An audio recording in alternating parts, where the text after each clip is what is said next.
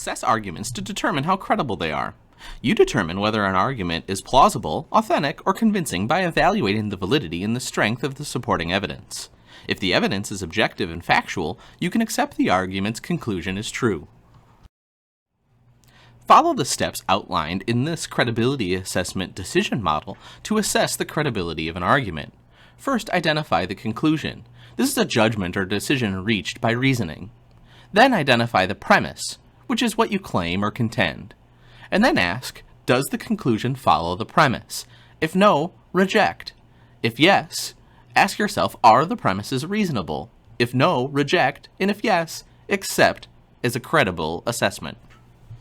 Let's take a look at the essential elements of assessing credibility.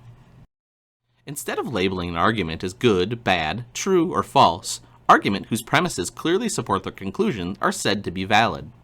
A valid argument has a conclusion that logically follows from premises. If an argument is valid and the premises is true, the conclusion must be true.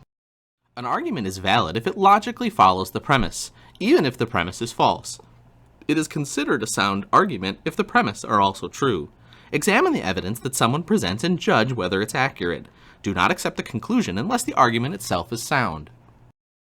Consider the source of information that you consider as you solve problems and make decisions. Generally speaking, the more knowledgeable and expert a person the source is, the more credible their information. People with first-hand knowledge or direct observations are usually more credible than those with second-hand information.